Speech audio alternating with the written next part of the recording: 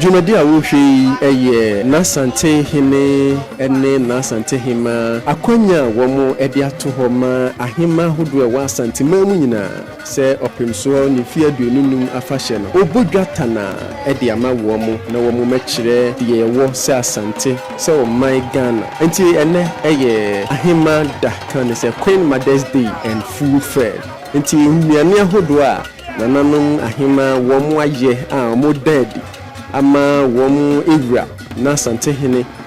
onunti na uheyina yeti baabie ebinti ode Jubilee ahyehye so a ekoso ewo manhia dwabrom na wubedu manhia fikesie mu ha na efe na ekyese no kwasem sa Asanteman wo bika na Asanteman ewo bi kire Asante achima gogo hemanie na nadwabense wa afrakoma okusi obu adun nananom hu ayefe papa aha PAG TV the pride of Africa nema ekoso weye amanten hema nema ekoso ewo manhia fikesie mu ana yetwa hofoni ede kiremo na ni nyina kire se nokwasem se yewubi kire yewubi ka na Asante efe Asante de ohwe se de nananom afra womo ntoma fefefe kente na ohwe fonton from na nanom so ewanam ewo manhia fikesie mu a na efe kwa enunti ana PAG TV ye twa hofo nyina ede amamu hanyina yade a nananom womo eba dwabo nase na obi eba bia ono aso nene dom efi womo kru so ana womo abedu kumase manhia fikesie mu a nyina no womo de twen opemso se ode nanim onyam beba beta Jubilee na chi na nananom da no aye fe Asante de Asante fe ohese de na hima owonam fonton from na he womo so a womo ato omo sa frɛ womo se special guest of honors eno regional minister Honorable Simon Osemisa ene na pamfo ana womo to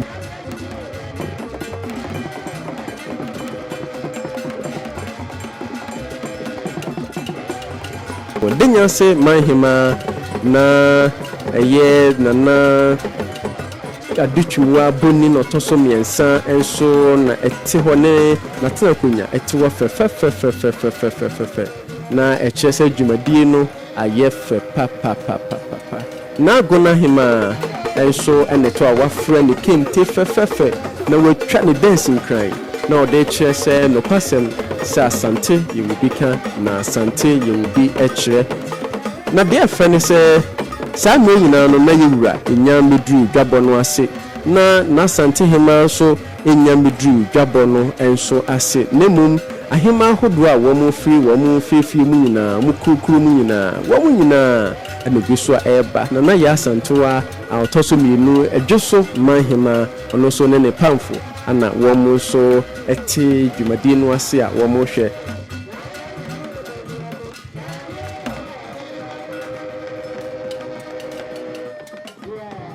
na mampon hema enso ana ono so fani kenti fefe brokum hema enso ne pamfo ana womo efri brokum bono mamu enso abedru womo afie manhia fikesie mu na womo hwe se dwabo no ekoso aha ya bra na Asante hema na ama konadu ji adomotoso miensa na tini sekum na yede no badwabo no ase na efe papa sede na etwa ne dancing cry na afra ne kenti papa bi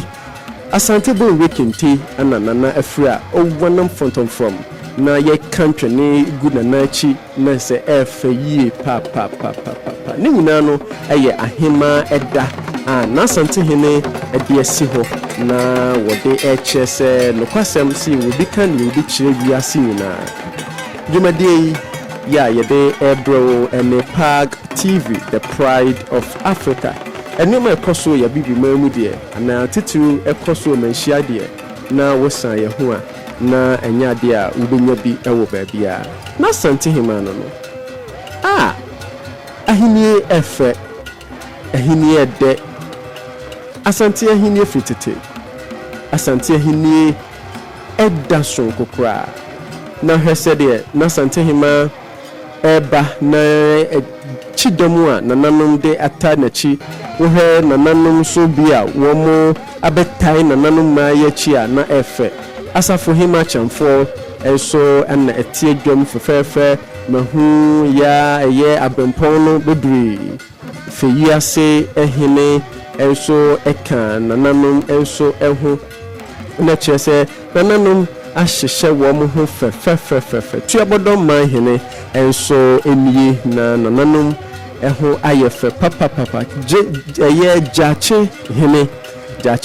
Otumfuo chiame wo mo nyina so aba wo mo de omani munyam etai eye ahema dai echi amana yefe na Asante hema na wo hwe ne agudie papa bi egu ne nsa na hwe ne dancing kan ya wo yia na ekire se ye obi ka de obi ekire sa media wo hwe santene a eba ya na enye obi a se de otekuwe krawe brawe nwoma so na Asante hene ana eba Asanteman franka edi nanim na nsafo ahodo a edi nanim na wo hwe etitire ne amintire a eka nana ho ede oji nana yoyoyo eji na bamba ede na ba dwumadi no ase a na efe santini ye na Asante hene ene de na Asante hene ba no wantena pakan mu nemum ene eye ahima danti nana etieti na chacha mu a onam fom eba dwumadi no enso ase nana bai wo hwe de okan ho ede ne ba na potoka se Rebecca say occupant of the silver stool of the Asante kingdom eno ye namampon hene da sebre osebun so tosu mienu ono eneka Asanteman wura ho ede ne ba Asanteman wura na echia ono ane maame echia ono ane nua echia na ade nyina na Asante himai Batikuwe krawe brawo woman so na Asante hene mahini yefe o mahini da so kokra da sebre osebun so na echia Asanteman hima na ohwe wo mo afade a na efe papa ohwe dinkra entoma a yede afra eye kente a na Asante hene awanam na wode enam eye ode abadwa bonase ede chese Asante ewu bika na Asante ewu bi so ekire nananom aba amana yefe dwumadi no ayekra behwe wo mo fifi achichi ne bencheye nyina so aba wo mo de omani munyam beta dwumadi no achi wo mo ba behwe de ekoso se Asante de yenyi ahima ana yenyi emma emfiri bibia mu ayeye na yegidi se emma enso wotwaka ewo ahimnie no enso emu na ma ekura no ana esi hene ana se womo ana yi womo adehye fi se womo ne nim womo adehye womo ne yi adehye emma womo etena enkonya so ewo Asanteman mu na Asante hene ne guso a wo echiacha ne nananamu a womo aba dwumadi no ase na ayefe papa uguso awo he PAG TV ye dwumadi a ye de esom free Manhyiapalace mu fa nananom Asante ahima da a womo esa ye nuane ahodo a womo de chie no ni nyina enso no ye hwe santini ye a National Democratic Congress NDC amanyoko no womo emma ahodo a womo ditintimai womo amanyoko nim so aba womo di omani munyam etai dwumadi no echi Asante de yenyiyim se woye party A ana woye party B womo nyina eka ho ana na Asante hene echeche na Asanteman ebu na Asanteman eninti NDC foyi so aba womo ebehwe se bibia bekoso wano wo Manhyiapalace dwumadi enso emu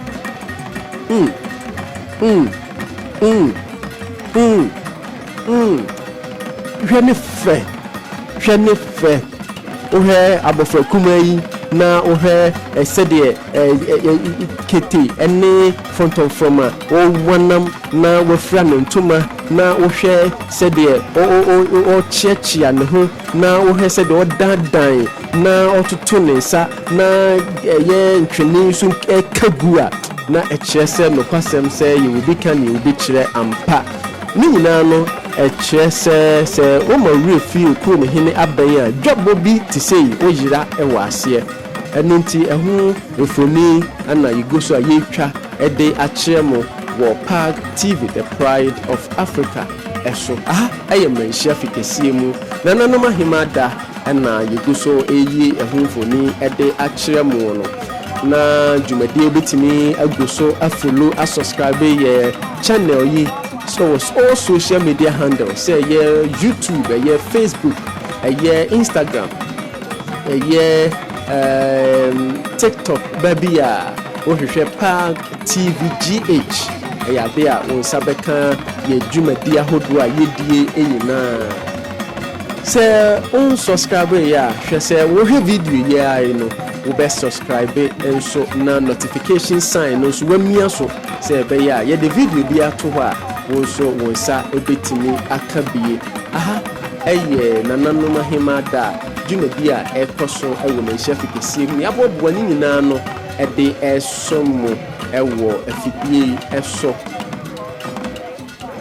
yehwe ekasa ho a ekoso ewo background yi a eno eye the tourism ministry womo enso ana aba womo CEO eye owura agiman ana afi okra kumanti ni womo ka ho nyina no womo enso aba womo ene santimawura to kese abesom ewo edasonko a ne wayi ede asi hwa ma hema so munu aduane ahodo kora mfa nkyere na de okasai enso eye the chief of staff of the Republic of Ghana eye owura yire Frema osei opare ono so enede enadudisem etudwa na nsem odbro so ni bi ede cha santimawura no titru anadedi mu tintima ne se affirmative action bill no santimawura de na no beto so na abeye mra na emma ye dwumadi ahodo bi e wo man mu no ya mama at least 40% na emma etimi etu eho anamon ewo nnwuma ahodo ne mrahye bedwam ne miamia bebra emma nso ewo emu chefa na sa ubat santimamu dia yentoto maase kra enunti ono de fa santimawura so se onfa na no nto so na affirmative action bill do akoda parliament fie be num ekwo nsia ne nson womo entimi impasse bill no santimawura de na no beto so na womo apasse sa eye bill no na wohwe de ekoso ye nnuane ahodo a nananom aye ana womo de asisi a womo wiepe santimawura ba be fam na wahwe Asante nnuane ahodo na ye wo dwumadi na se no na ye kenkan nnuane ahodo baako wo kasa Asante ye duane ne den a de obi beka ne se Asante de se Asante aduane ani fufuo dabi dwumadi yase ana yahu se nnuane ahodo bebro ahasa 300 different foods ana nananom ahema aye womo edifi womo kukuru mu ene womo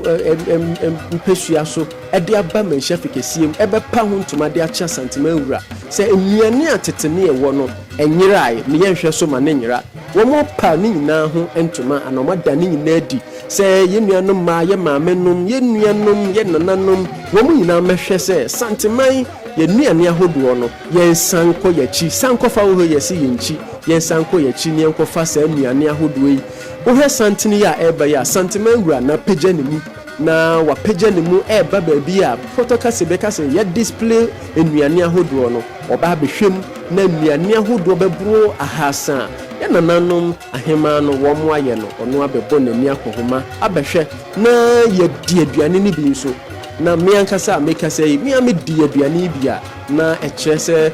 apapransa ene ogo ene nnuane ahodo a Asante ye wo no eye bitwam na no so kra no ema pomuden mapa enye sa spices ne noodles ne ho pemprade na ekoso no esa de yare ati atese ewo man mu enu nti yensan konkofa na sa tete atempon no yesakofa eno ana ebeboa yen na yeguso ekache wo se PAG TV the Pride of Africa yedwumadi a yede esomo efiri Manhyiapalace kɛseɛ mu efa nananom ahema da ene nnuane ahodo a womo pa ho ntoma no na yede esi ahasei guso na ehwe enwoma ahodo a yede som wo PAG TV so follow ya all social media handles PAG TV GH na fra fofo na wo mo so enhwe ye dwumadi a ye di dwumadi nyina no ebesi a ebeda yaboafo nyina asa